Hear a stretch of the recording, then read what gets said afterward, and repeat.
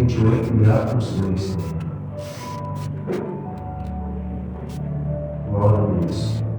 Foi sobrenatural que Deus fez comigo nesse lugar.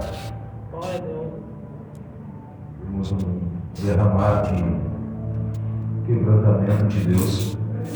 Temos sido agraciados nos últimos tempos com sinais à luz da presença de Deus. Alguns ouvindo o som de chofar, outros sentindo o perfume, outros vendo a sua nuvem de glória se enxergar, outros sentindo como se um óleo descesse sobre sua cabeça.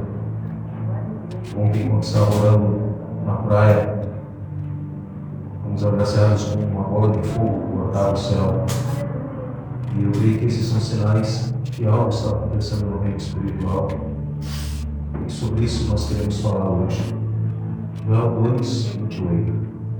Diz assim: todos acharam? Vamos ainda procurando, vamos orando. Espírito Santo, amado fiel, me coloca na tua mão sem reservas, Deus, reconhecendo que eu não sou nada nem ninguém, mas que sou totalmente dependente de Ti, Deus. Eu te peço, Deus, que eu não apenas diminua, mas que eu literalmente desapareça para que a tua glória venha. O Senhor é o pastor desse ministério, Espírito Santo. E a Ti eu a glória e o louvor para todo sempre. E me coloca nas tuas mãos sem reservas, Deus, pedindo que o Senhor fale conosco, em nome de Jesus. Está escrito assim: e depois disso, eu derramarei o meu espírito sobre toda a carne. Vossos filhos e vossas filhas profetizarão. Velhos terão sonhos, e os jovens terão visões. Naqueles dias, derramarei o meu espírito até sobre os meus servos e minhas servas. E colocarei sinais estranhos na terra e no céu: sangue, fogo e colunas de fumaça. O sol vai escurecer e a lua vai ficar vermelha como sangue, antes de chegar o grande e terrível dia do Senhor. E todo aquele que pedir socorro no nome do Senhor será salvo. Vamos a Atos 2 agora. Assim: havia chegado o dia de Pentecostes, quando os crentes se reuniram todos no mesmo lugar naquele dia. E de repente veio do céu um som, semelhante ao rugido de um vento impetuoso, que encheu toda a casa onde estavam sentados. Então viu-se algo parecido com línguas de fogo, que pousaram sobre a cabeça de cada um deles. E todos os presentes foram cheios do Espírito Santo. E começaram a falar em línguas que não conheciam, conforme o Espírito Santo os capacitava. Muitos judeus piedosos tinham vindo de todas as nações do mundo para Jerusalém. E quando se ouviu aquele som, multidões vieram correndo para ver do que se tratava, e ficaram espantadas ao ver que seus próprios idiomas estavam sendo falados. O que quer isso dizer? Eles exclamavam, maravilhados. Esses homens são da Galileia. Como então ouvimos todos eles falando as línguas da nossa terra? Aqui estão homens pardos, medos, elamitas, defendentes da Mesopotâmia, da Judéia, da Capadócia, do Ponto e da província da Ásia, da Frígia, da Pampilha, do Egito, das regiões da Líbia, ao redor de Cirene, visitantes de Roma, tanto judeus como convertidos ao judaísmo, cretenses e árabes. E todos nós ouvimos esses homens falando em nossas próprias línguas a respeito das maravilhas de Deus. E ali estavam eles maravilhados e confusos. O que quer isso dizer? Perguntavam uns aos outros. Porém outros na multidão zombavam deles. Eles estão bêbados, isso sim, diziam. Isso. Pedro deu um passo à frente com os 11 apóstolos e dirigiu-se à multidão em alta voz. Ouçam, todos vocês, homens da Judéia, e todos os visitantes e moradores de Jerusalém, prestem muita atenção. Alguns de vocês estão dizendo que esses homens estão bêbados. Não é verdade. Esses homens não estão bêbados. É muito cedo para isso. Ninguém fica embriagado às 9 horas da manhã. Pelo contrário, o que vocês estão vendo foi profetizado há séculos pelo profeta Joel. E depois disso, eu derramarei o meu espírito sobre toda a carne. Vossos filhos e vossas filhas profetizarão. Os velhos terão sonhos e os jovens terão visões. E naqueles dias derramarei o meu espírito até sobre os meus servos e minhas servas, e eles profetizarão. E farei coisas espantosas na terra e no céu, sangue, fogo e colunas de fumaça. O sol se tornará em trevas e a lua em sangue, antes de chegar o grande e terrível dia do Senhor. E todo aquele que invocar o nome do Senhor será salvo. Até aqui, para essa parte. Ora Deus, sabe que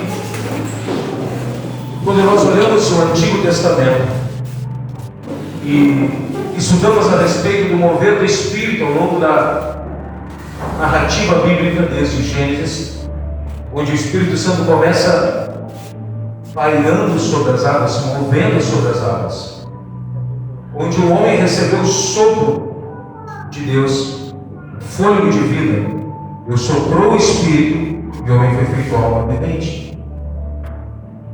E começamos a ver o mover do Espírito, e começamos a ver que o Espírito Santo começava a vir sobre homens para propósitos específicos. A Bíblia fala que, certa vez, quando Deus ele tem um encontro com Moisés através da sarça de fogo, Moisés recebe uma missão: libertar o povo do cativeiro do Egito. E quando Moisés sente o seu fardo pesado, Moisés está precisando de ajuda, o sogro de Moisés então diz: divida esse fardo com homens, reúna alguns homens e divida o fardo, porque se tu tiver que jogar todas as causas, tu vai te sobrecarregar. Então Deus apresenta isso a Deus, Moisés apresenta isso a Deus, e Deus fala: tirarei a porção do Espírito que há em ti e dividirei com 70. E assim acontece. E a Bíblia diz que certo dia está lá Moisés e de repente sai aquilo que havia sobre Moisés, da porção do Espírito que havia sobre Moisés, e enche 70 homens e começam a profetizar. E todas as vezes que nós vemos agora a ação do Espírito Santo, nós vemos como que a conta-gotas. O Espírito veio sobre Moisés, depois veio dividido aquela porção com mais 70. Depois o Espírito Santo ele vai vir sobre Josué, da mesma forma que Deus foi com Moisés, foi com Josué. E depois segue, o Espírito vem sobre homens como Samuel, homens como Davi, homens como Eliúde, como Gideão, como Sansão, homens ungidos por um propósito e com uma missão. E toda vez que o propósito era executado, aquela porção do Espírito então cumpria o seu objetivo. Até que a Bíblia diz que de Malaquias a Mateus, algumas Bíblias trazem uma página ou duas em branco, a separação do Antigo para o Novo Testamento. Originalmente não existe essa separação. E o que isso significa? Um período de silêncio de Deus. Por mais de 400 anos, a voz de Deus não veio mais. Por mais de 400 anos houve silêncio na terra. Não havia mais a voz de Deus falando. O Espírito não vinha. Até que, de repente, a Bíblia relata que um homem, Zacarias, ele entra no templo para oferecer sacrifício a Deus, queimar incenso, cumprindo o seu turno. O interessante é que por mais de 400 anos Deus não falava, mas mesmo assim os turnos de adoração persistiram. Tem gente que ora por meia hora e se Deus não responde, já diz: não vou orar mais. Havia mais de 4 séculos que Deus não falava e eles mantinham o incenso queimando no templo. Agora Zacarias está lá cumprindo o seu turno e de repente ele tem uma visão dentro do templo. Um anjo aparece para ele e diz: Zacarias, a tua mulher vai dar a luz a um filho. Zacarias, tomado de temor e meio com o coração vacilante, agora quando ele sai de dentro do templo, ele sai sem poder falar. E conforme aquilo que o anjo tinha avisado a ele, se cumpre. Passado o período de tempo de 6 meses da gravidez de Isabel, Isabel então recebe uma visita da sua prima Maria, e algum tempo atrás tinha sido visitada por um anjo, e que havia revelado que ela geraria o Filho de Deus. E quando Maria entra dentro da casa de Isabel, a Bíblia diz que o menino que havia no ventre de Isabel, João, o que acontece com ele? Ele é cheio do Espírito Santo. No ventre da sua mãe, o Espírito Santo vem sobre João Batista. João Batista é cheio, segue a gravidez de Isabel, segue a gravidez de Maria. João Batista nasce, Jesus nasce, e vão tocando a sua vida. A Bíblia começa a relatar o ministério de João Batista. E João Batista vai pregando com ousadia, falando a respeito de arrependimento. E ele começa a falar a respeito do batismo. Era necessário que verdadeiramente os homens se arrependessem e que parassem de fugir da ira vindoura. Até que chega um determinado dia, enquanto ele está batizando, ele olha para a beira do rio e ele lembra-se de uma profecia que ele havia feito. João Batista, enquanto está batizando, ele diz: eu vos batizo com água para o arrependimento. Depois de mim virá outro. Ele é maior do que eu. Eu não sou digno de desatar-lhe ou de carregar-lhe a sandália dos seus pés. Ele vos batizará com o Espírito Santo e com fogo. Ele falava a respeito de Jesus. Certo dia, João Batista está batizando no Jordão, e quando ele olha para a beira do rio, ele vê a figura de Cristo. Ele diz: eis o Cordeiro de Deus que tira o pecado do mundo. E de repente ele vai até Jesus, e Jesus diz que tinha vindo para ser batizado. Ele diz: mas eu preciso ser batizado por ti, e tu vens a mim? Aí Jesus fala: para que se cumpra as Escrituras. A Bíblia diz então que Jesus, quando ele é batizado, o céu se abre. O Espírito Santo então vem em forma de pomba e pousa sobre ele. E uma voz do céu fala: esse é meu filho amado em quem me comprazo. A partir desse instante, Jesus é conduzido pelo Espírito ao deserto por 40 dias. E quando você segue tentando acompanhar o ministério de João Batista, você vai ver que a partir desse dia, o ministério de João Batista, ele inexiste.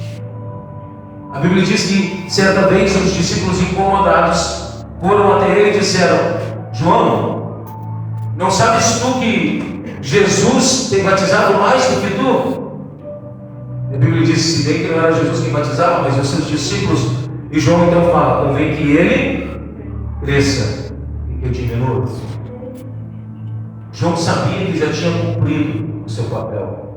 Certa vez, quando foram até ele, perguntaram: João, és tu o Messias? Ele disse: não sou. És tu um profeta? És tu Elias? Não sou. Quem tu és? Ele disse: eu sou apenas uma voz. Eu sou uma voz falando no deserto.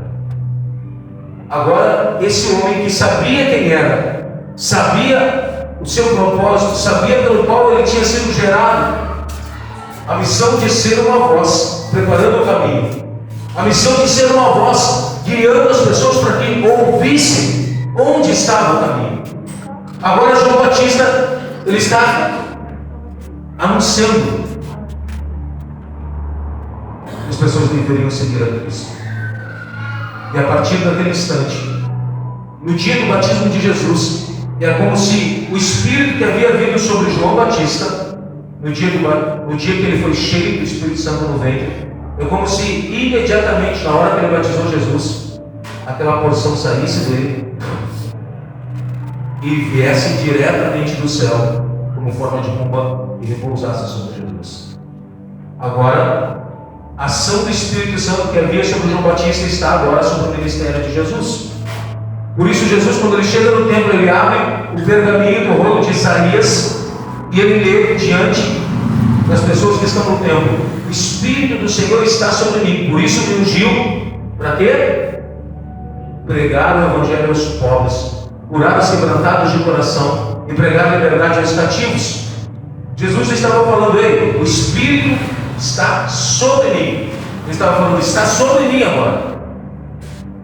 E aí Jesus flui no seu ministério. Começa nas bodas de Caná da Galileia, transformando água em vinho, e ali ele segue pregando, chama os seus discípulos a darem perto, opera milagres, cura leproso, cura coxo, cura cego, ressuscita mortos, prega liberdade aos cativos, como ao gadareno, como ao filho daquele homem que se lançava ao fogo e à água, que era tomado por um espírito de epilepsia, e que Jesus o faz livre, como a filha daquela mulher, que Jesus fala que não era lícito tomar o pão dos filhos e dar aos cachorrinhos, e Jesus traz liberdade por uma palavra. A filha daquela mulher está trazendo liberdade aos cativos, pregando o Evangelho aos pobres e curando os quebrantados de coração, porque o Espírito está sobre ele. De repente, quando está prestes a cumprir o seu ministério, ele começa a anunciar aos seus discípulos que dentro de pouco tempo o Filho do Homem será entregue para a morte, será entregue para a cruz. E conforme ele disse, aconteceu. Ele é crucificado. 3 dias depois ele ressuscita. Ele vai ter com seus discípulos já a ele. E por um período de tempo termina de lhe dar as últimas instruções. Antes de ser elevado às alturas, ele diz: ficai em Jerusalém, até que do alto vocês sejam revestidos de poder, dunamis, poder do Espírito Santo. Ficai aqui.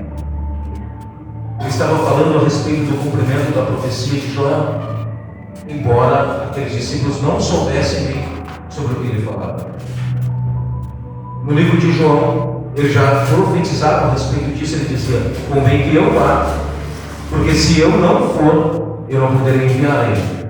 Mas quando eu for, eu enviarei o Consolador, o Paracleto, o Espírito Santo.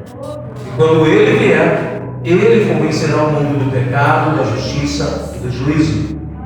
Jesus estava falando que quando ele fosse, não seria um tempo de luto, mas seria um tempo de alegria, porque eles passariam a viver a melhor parte. Agora, Jesus é levado às alturas. Enquanto os discípulos estão observando os céus, o anjo diz: esse mesmo Jesus que vocês viram será levado às alturas, em breve ele voltará. E agora, aqueles homens se reúnem no Senado. Estão 120 ali, durante 10 dias, orando, buscando o revestimento do alto. A Bíblia diz que eles estavam assentados. Não havia nem mesmo muito fervor, eles estavam ali esperando. Jesus disse: ficai em Jerusalém até que do alto sejam revestidos de poder. Estavam ali, esperando, crendo que o que Jesus havia prometido se cumpriria. E agora, um período de 10 dias, e no 10º dia, no dia do Pentecostes, que era a festa da colheita, veio a maior colheita de toda a história da humanidade. A Bíblia diz que, de repente, ouviu-se um som como de um vento impetuoso, um vento violento. Eu começo a imaginar a cena de eles trancados no cenáculo, de repente um vento soprando, abrindo porta, abrindo janela, abrindo tudo. E eles sendo pegos de surpresa, e quando pensavam em imaginar alguma coisa, começaram a ver todos naquele lugar serem cheios do Espírito Santo.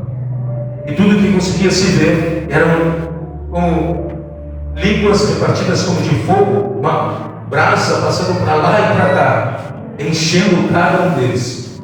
E agora aquele barulho começa a chamar a atenção lá fora. Há uma multidão em Jerusalém nesses dias para comemorar a festa do Pentecostes, a festa da colheita. Estava na comemoração da Páscoa. E de repente, quando eles ouvem aquele barulho, eles param diante do cenáculo e começam a observar aqueles homens e começam a ficar impactados, porque ali havia homens de vários lugares e cada um ouvia falarem na sua língua materna a respeito das maravilhas de Deus.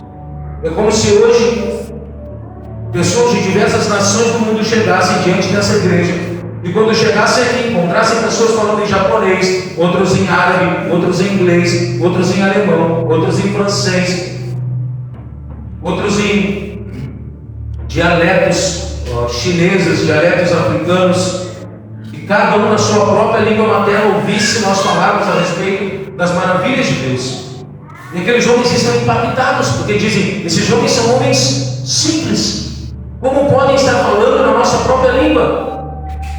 E de repente, alguns dos que estão ali começam a zombar e dizer, não, esses homens estão falando enrolado porque estão embriagados. E aí o apóstolo Pedro pega e fala, não é assim.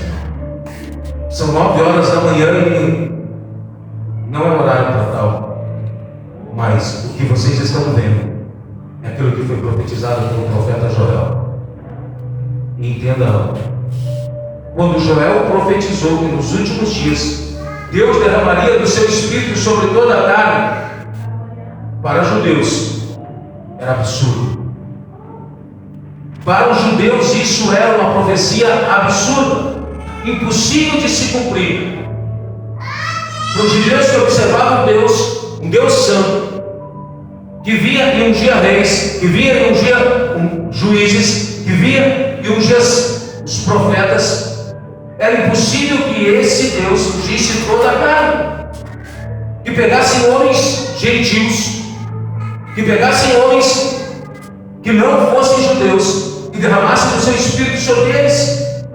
Quando ouviram Joel profetizar a respeito disso, era impossível deles acreditarem, improvável de se cumprir. Talvez muitos, quando ouviram Joel profetizar isso, tenham dito, está louco! Mas quando chegou o dia de Pentecostes, aquilo que Joel havia profetizado começou a se cumprir. De repente, aqueles homens iletrados, homens imperfeitos, homens incapazes, homens improváveis, estavam recebendo de Deus o que os doutores da lei não tinham nunca desfrutado. Aqueles que não estavam no templo, mas que andaram perto do Filho de Deus e andaram dentro do caminho, estavam recebendo a colheita da obediência, a colheita do amor a Cristo. E de repente, passado esse momento, a Bíblia diz em Atos 3 que João e Pedro decidem descer ao templo. E quando estão chegando na porta chamada Formosa, está ali um homem coxo. Aqueles homens haviam acabado de participar do maior culto de avivamento da história. E o instante seguinte deles é indo ao templo para uma reunião diária de oração. Quanto mais você recebe de Deus, mais você quer orar e passar tempo com Ele. E de repente aquele homem olha, esperando receber deles alguma coisa, uma esmola. E Pedro diz, nós não temos ouro nem prata, mas o que nós temos nós te damos, em nome de Jesus. Levanta e anda. E a Bíblia diz que eles, tomando aquele homem pela mão, colocam de pé, e aquele homem é curado. Curado. E agora aquele homem sai pulando, tomado pela presença que havia em Pedro e em João. Aqueles homens incultos, iletrados, que até 3 anos e meio atrás eram simples pescadores. E, para falar a verdade, nem eram tão bons assim nisso. Haviam pescado a noite inteira e não haviam pegado nada. As 2 pescas que Pedro fez,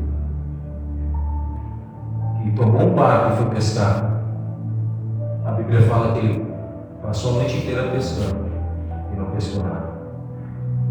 As únicas vezes que Pedro pescou alguma coisa foi quando Jesus lhe deu uma palavra direta para pescar. Às vezes nós estamos nos movendo muito, baseado na nossa capacidade, nas nossas experiências, baseado naquilo que nós acreditamos que sabemos fazer, quando nós devemos nos mover apenas por uma palavra. Se nós nos movemos pela palavra, é impossível a gente voltar vazio. Se nos movermos pela palavra, é impossível que as nossas peças sejam frustradas. E agora Pedro está ali, vendo a cura daquele homem, e começa a ser questionado a respeito disso. Ele diz: "E vocês estão vendo? Não foi nós que fizemos, mas foi ele.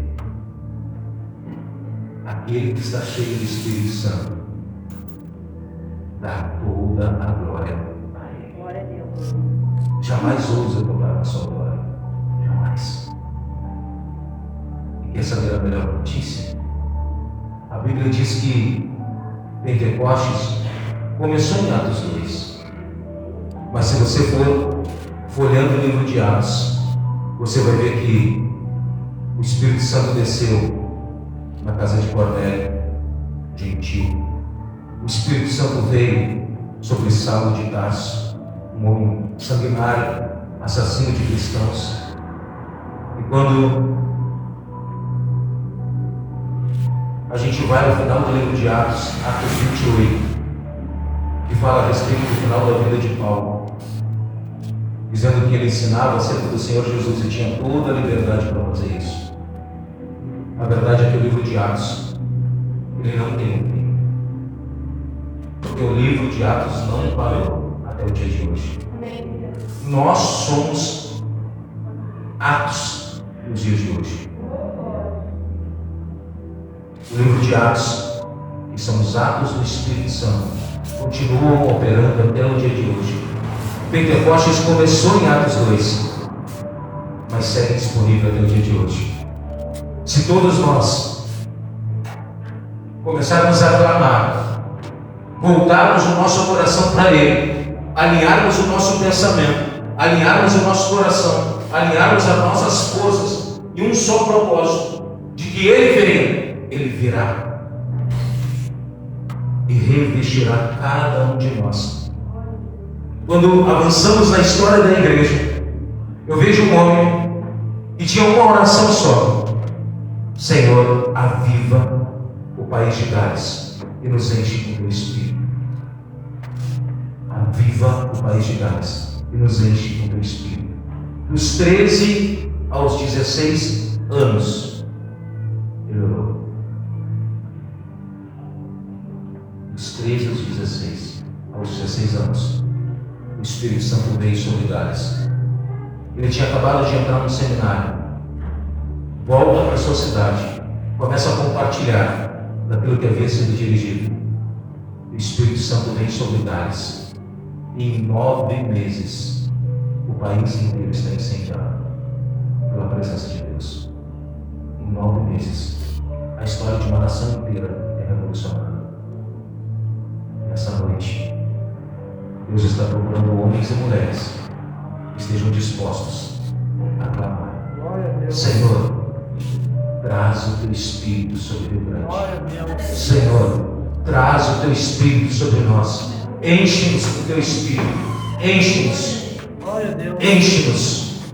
Um homem chamado John Knox, ele orava durante anos, antes que o sol nascesse sobre a Escócia. Ele orava dizendo: dai-me as almas da Escócia. Dai-me as almas da Escócia. A rainha da Inglaterra, a história relata que quando ela falava a respeito desse homem, ela dizia que tinha mais medo das orações desse homem do que de um exército inteiro armado, porque sabia o poder que havia nos joelhos daquele homem. Deus está procurando homens e mulheres dispostos a dobrar o joelho e a clamar: Senhor, dai-me as almas do Brasil, dai-me as almas de Rio Grande. Senhor, aviva a nossa terra, aviva a nossa cidade, aviva-nos, Deus, aviva-nos. Não permite que a gente siga sendo as mesmas misérias de quem nós éramos. A Bíblia diz em 2 Crônicas: se o meu povo, que se chama pelo meu nome, se humilhar e orar e se converter dos seus maus caminhos, eu, Senhor, ouvirei, virei e sararei a terra. A resposta que essa terra precisa, a resposta que essa cidade precisa, que essa nação precisa, não é um partido político, não é uma personalidade qualquer. A resposta que essa terra precisa, como cidade, como estado e como nação, é uma igreja que dobra o joelho, se arrependa dos seus maus caminhos e clama: Senhor, vem e sara essa terra. Essa é a resposta. Essa é a resposta que nós precisamos. Uma igreja que se arrependa verdadeiramente, que mude sua postura, que saia da apostasia, da frigidez espiritual. Uma igreja que deixe de se contaminar com o mundo e de se transvestir com exemplos mundanos.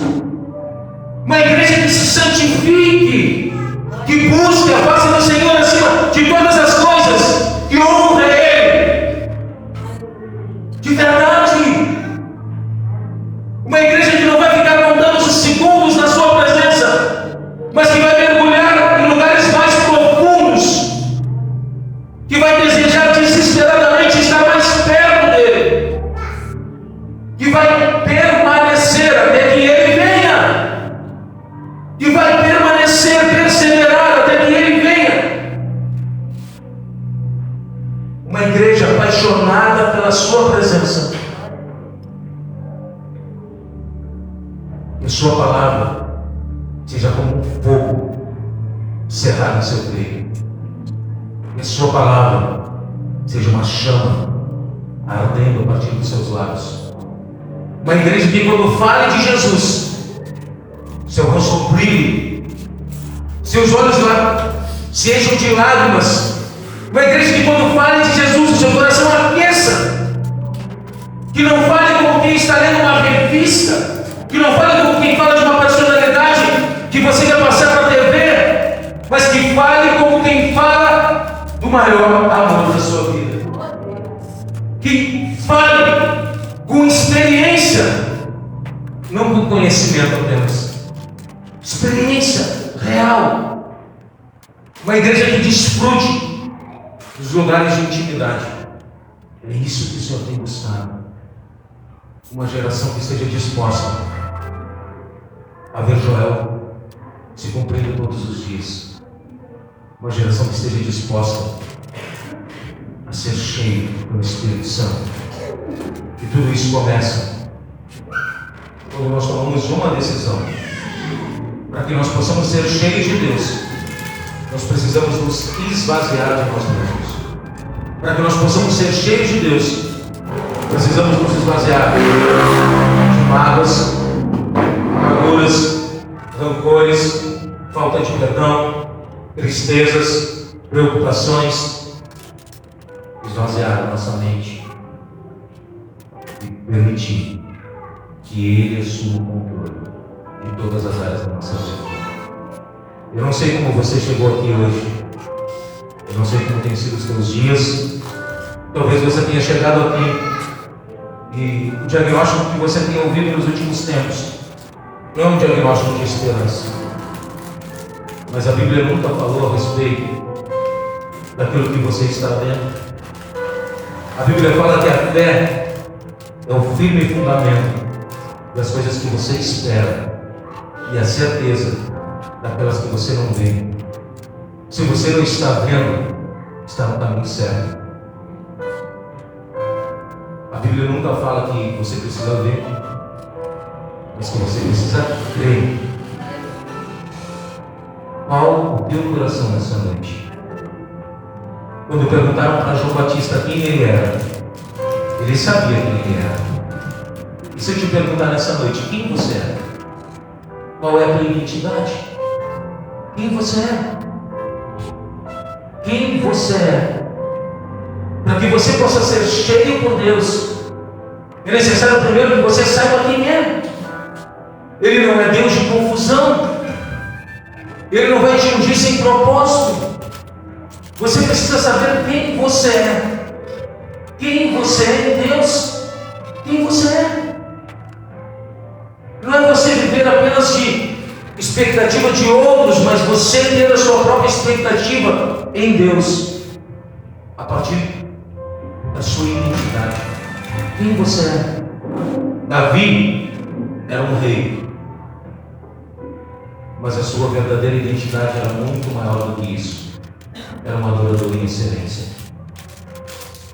Um adorador.